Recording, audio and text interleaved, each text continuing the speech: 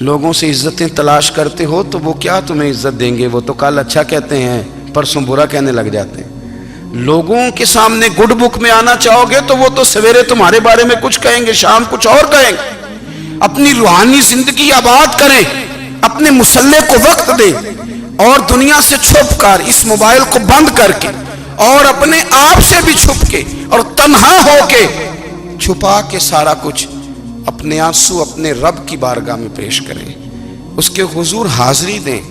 سنو نا ترمذی کی حدیث، اور اسے یاد رکھنا، نبی پاک علیہ السلام نے فرمایا اپنے دکھ لوگوں کے سامنے نہ بیان کرنا، سیٹھوں نوابوں کو نہ بتاتے پھرنا، دنیا داروں کے سامنے جا کے نہ رونا کہ میں تکلیف میں ہوں۔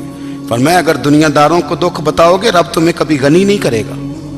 اور لوگ ہیں کہ الٹا مذاق اڑائیں گے آپ کی، جس سے بڑی پکی یاری ہے نا، پکی، وہ تب تک پکی ہے جب تک آپ نے 50,000 مانگا نہیں، اور جس وقت آپ نے کہہ دیا کہ میں مجبور ہوں میری مدد کر، تو پھر ختم ہو گئی دوستی۔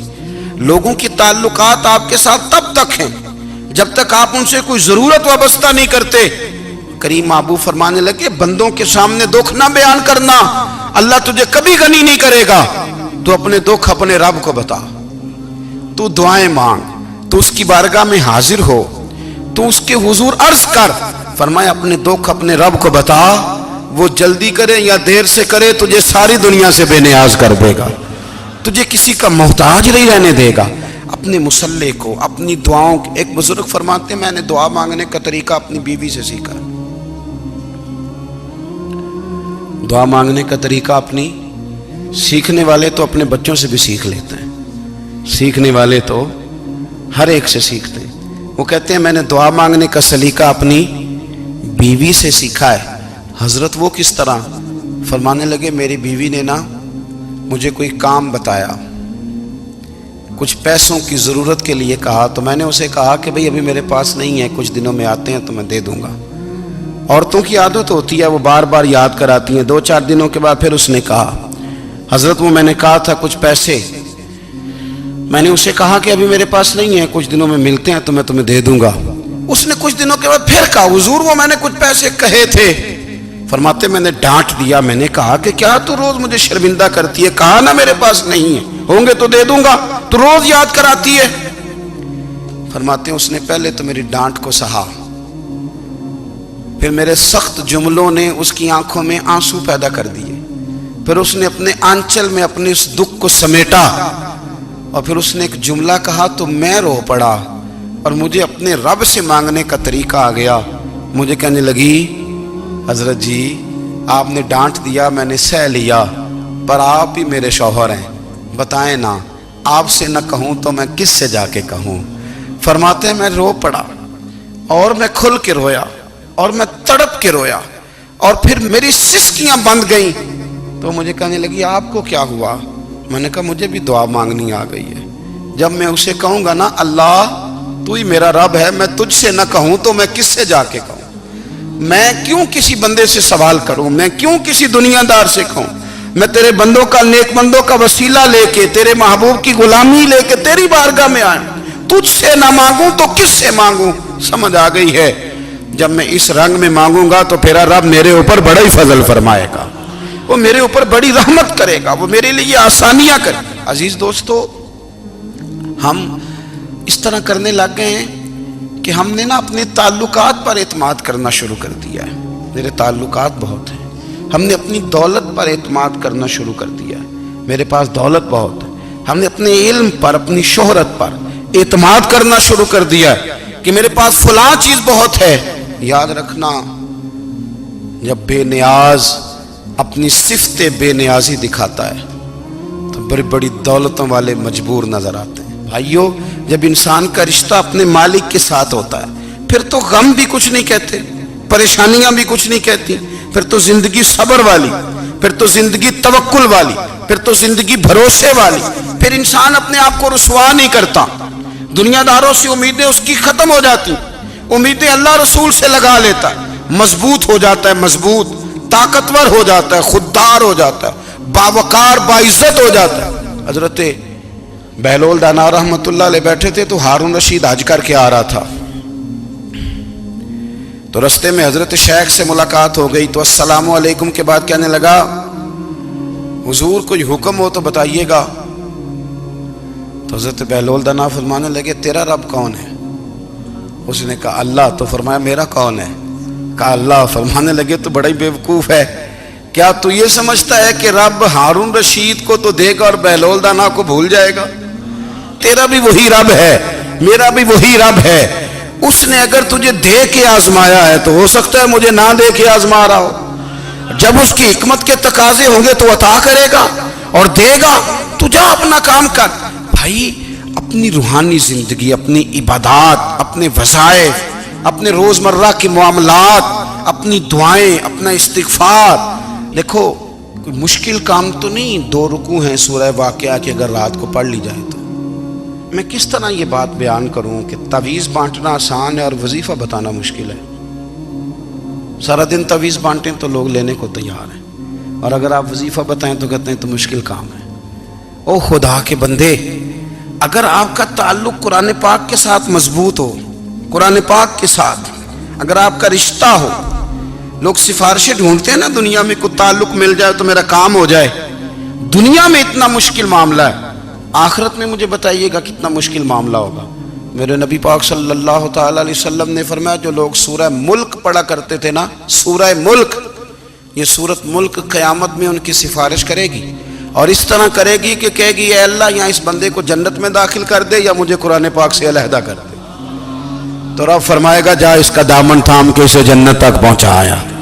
آپ بات کو سمجھیں، جب آپ کے تعلقات اپنے معاملات کے ساتھ مضبوط ہوں گے.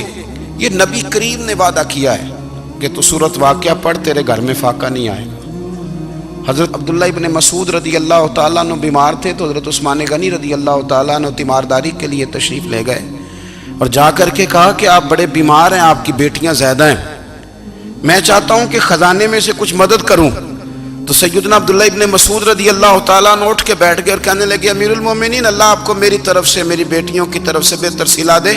میری بیٹیوں کو کسی خزانے کی ضرورت نہیں، میں نے انہیں خزانہ دے دیا ہے.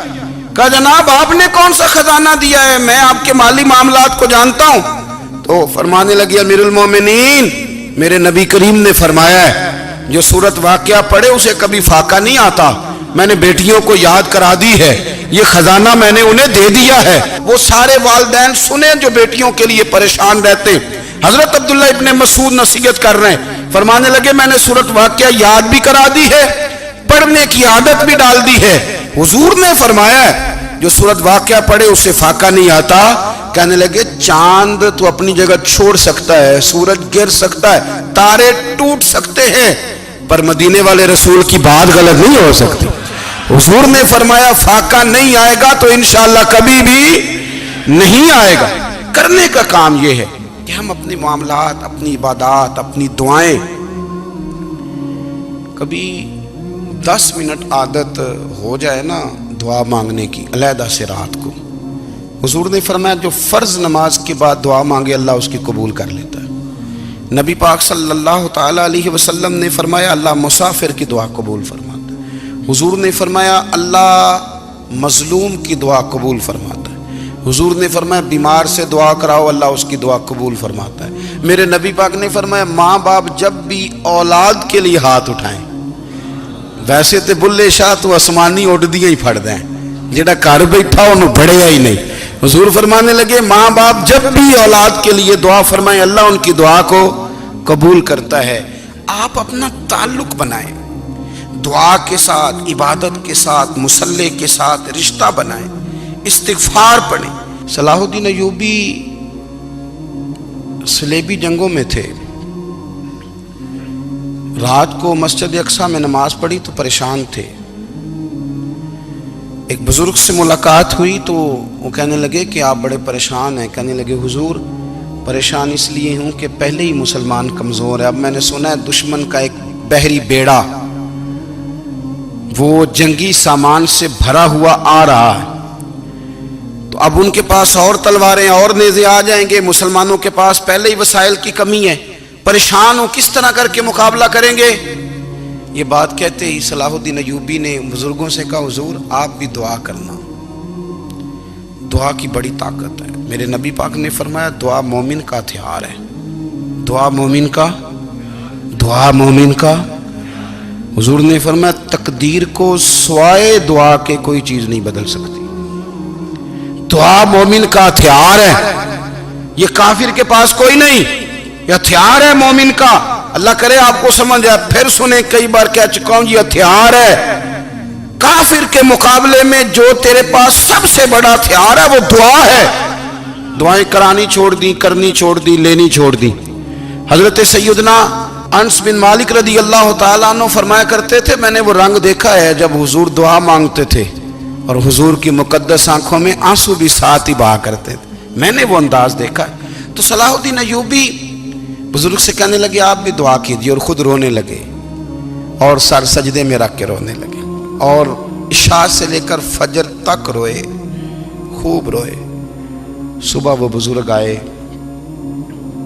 تو صلاح الدین ایوبی کا خوبصورت اور ہنستا ہوا چہرہ دیکھا، کہنے لگے آپ بڑے خوش ہیں، رات تو میں نے بڑے روتے ہوئے دیکھا تھا۔ تو کہنے لگے حضور وہ جو بحری بیڑا آ رہا تھا نا وہ پانی میں ڈوب گیا ہے، اب وہ نہیں آ رہا، ابھی خبر آئی ہے تو میں بڑا خوش ہوں۔ بزرگ کہنے لگے اٹھ سینے سے لگ اور سن ایک بات، وہ بحری بیڑا پانی میں نہیں ڈوبا، وہ تیرے آنسوؤں میں ڈوب گیا ہے۔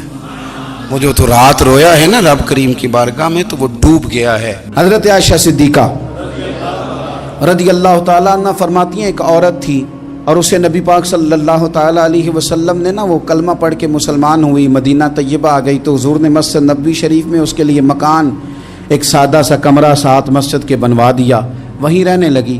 اکثر وہ سیدہ طیبہ کے پاس آتی تو حضرت عائشہ صدیقہ رضی اللہ تعالیٰ عنہ فرماتی ہیں وہ بڑی باتیں سناتی اور آخر میں کہتی وہ ہار والا دن بھی بڑا عجیب دن تھا اور میرے رب کی قدرتوں کا دن تھا، وہ بھی بڑا عجیب دن تھا۔ سیدہ عائشہ صدیقہ رضی اللہ تعالیٰ عنہ ایک دن فرمانے لگی کہ تو ہار والے دن کا بڑا ذکر کرتی ہے، وہ کیا دن تھا؟ تو خاتون کہنے لگی اماں جی وہ دن تھا جب میرے رب پر بھروسہ اور مضبوط ہو گیا، جس دن میرا اپنے رب پر توکل اور بڑھا، میرے ایمان میں یقین میں اور پختگی آئی۔ کہنے لگی میں ایک گھر کی کنیز تھی، نوکرانی تھی، اس گھر میں ایک بچی تھی جس کے پاس سونے چاندی ہیرے جواہرات کا ہار تھا۔ اس زمانے میں نا چمڑے کے اوپر لوگ ہیرے جواہرات لگاتے تھے، کئی دفعہ سرخ رنگ کے چمڑے پہ لگائے جاتے تھے، وہ بچی پہنتی تھی۔ تو کہتی ہیں وہ بچی کے اس نے اتار کے رکھا یا اس سے گرا وہ ہار تو چیل اسے اٹھا کے لے گئی گوشت سمجھ کے اور میرے سامنے اٹھا کے لے گئی۔ گھر والوں نے مجھ سے پوچھا، یہ بخاری میں موجود ہے، گھر والوں نے پوچھا مجھ سے کہ وہ ہار کہاں ہے تو میں نے کہا چیل اٹھا کے لے گئی۔ گھر میں کچھ چوری ہو جائے تو سب سے پہلا الزام کس پہ لگتا ہے؟ ملازمین پہ۔ کہتے انہوں نے مجھے بڑا مارا، بڑی تکلیف تھی، حتیٰ کہ میری شرمگاہ تک کی تلاشی، میری عزت اتنی خراب کی میں بتا نہیں سکتی۔ میں نے اپنی زندگی میں ایک واقعہ دیکھا، ایک امیر گھر میں چوری ہو گئی، ملازم کو اتنا مارا کہ وہ چارپائی پہ پڑ گیا، پولیس والوں سے اتنی مار پڑوائی گئی کہ وہ بیچارہ چارپائی پہ پڑ گیا، اور پھر وہ اتنا بیمار ہوا اور کچھ دنوں کے بعد پتہ چل گیا کہ چور تو اپنا بیٹا ہے ان کا، پھر اس کا انتقال ہو گیا۔ اب وہ سیٹھ صاحب اور گھر والے آ کے نا مرنے والے کے کان میں معافیاں مانگ رہے ہیں، کان میں۔ تو میں نے ان سے پھر کہا تھا کہ یہ تو اب چلا گیا ہے، تمہارا زور چلتا تھا نا تو تم نے قانون خریدا اور تم نے اسے جتنا ہو سکا تم نے اسے مار پڑوائی، تمہارے پاس جو عدالتیں تھیں تم نے وہاں کارروائی کی، اب ایک عدالت قیامت کے دن لگے گی۔ یہ کمزور تھا نا، کچھ کر نہیں سکا۔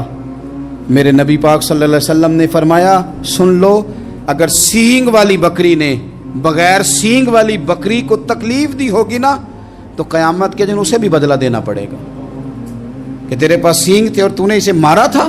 وہ خاتون عرض کرتی ہے سیدہ عائشہ کی خدمت میں کہ مجھے بڑا مارا، مجھے تکلیف دی، میں کہہ رہی تھی کہ میرے سامنے چیل لے گئی ہے پر وہ نہیں مان رہے تھے، اماں جی انہوں نے مجھے بڑا مارا۔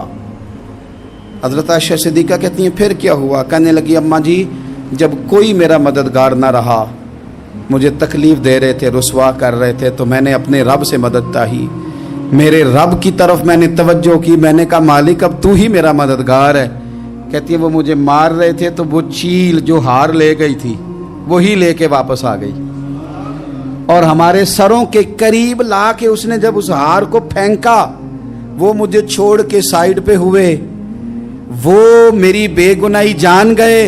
लेकिन आपको बताऊं, उस दिन से मेरा अपने रब पर यकीन और बढ़ गया।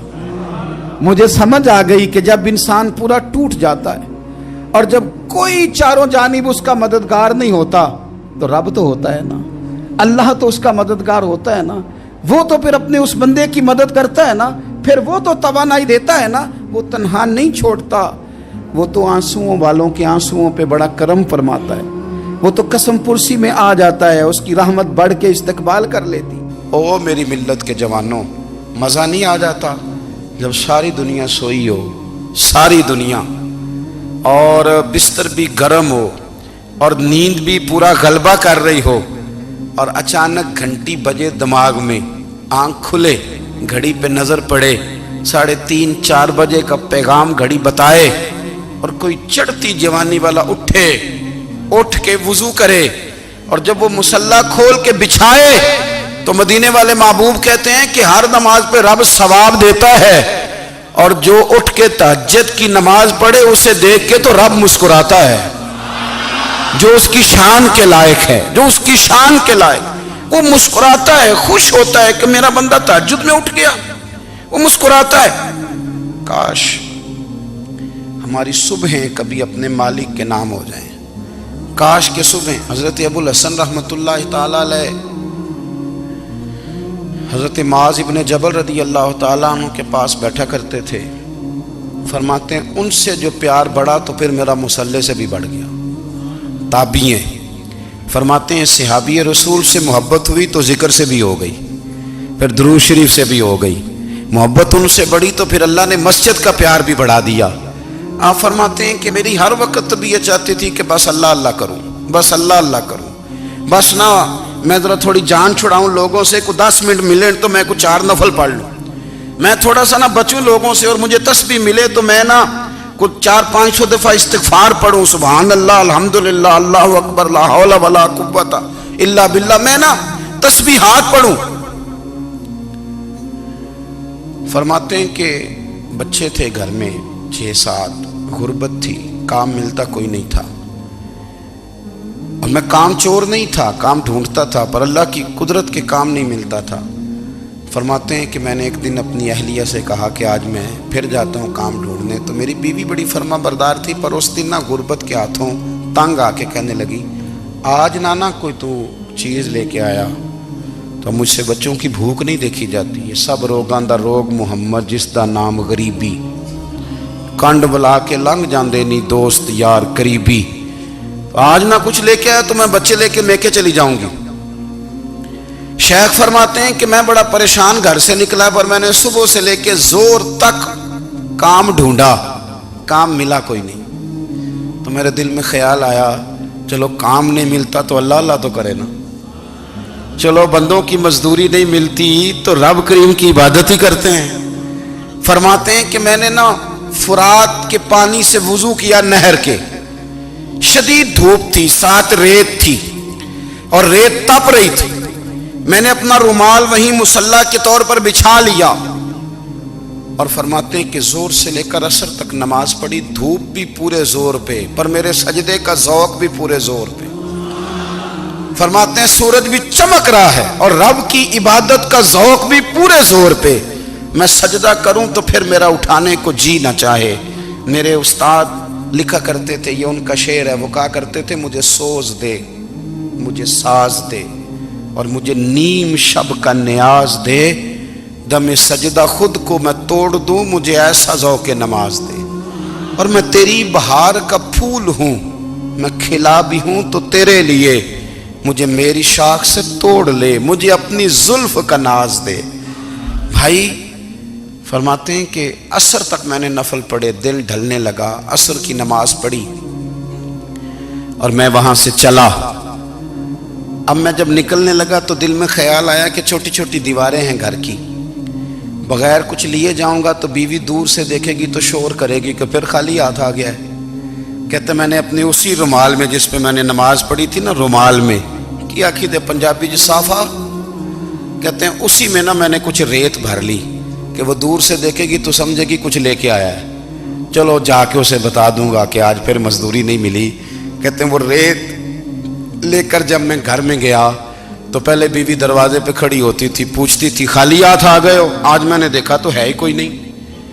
फरमाते मैं अंदर दाखिल हुआ, सलाम लिए, कोने में मैंने वो रुमाल रख दिया और मैंने आवाज दी कि भली मानस कहाँ हो?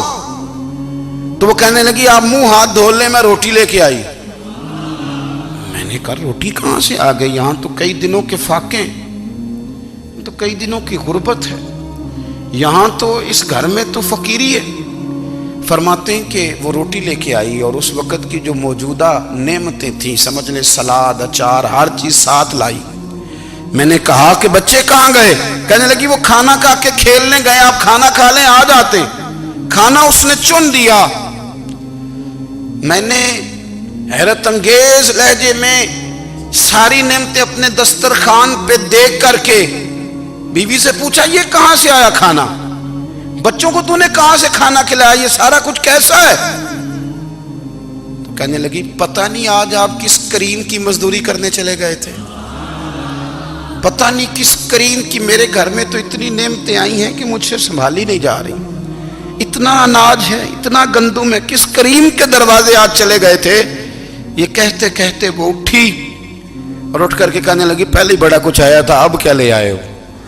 और जा करके ना उसने वो रेत वाला रुमाल खोला। कहने लगे मैं तो लेके आया था रेत, तो मेरे रब ने उसे भी सोने और हीरे बना दिया था। जब आपकी तवज्जो अल्लाह की जानी, मेरे नबी पाक सल्लल्लाहु ताला अलैहि वसल्लम ने फरमाया हर चीज अपने रब से मांग, हर चीज मांग, हर चीज मांग। या रसूलल्लाह क्या कुछ? मेरे महबूब ने फरमाया तेरे घर में नमक भी खत्म हो जाए तो वो भी अपने रब से मांगा कर, तू मांगना वो तुझे देगा, तो उसकी बारगाह में कशकोले तलब दराज तो करना। और तिरमिजी शरीफ में अजीब लफ्ज है, रसूल कायनात ने फरमाया, रब करीम फरमाता है जब मेरा बंदा हाथ उठाता है ना तो मुझे हया आती है कि मैं खाली कैसे लौटा दूं इसके।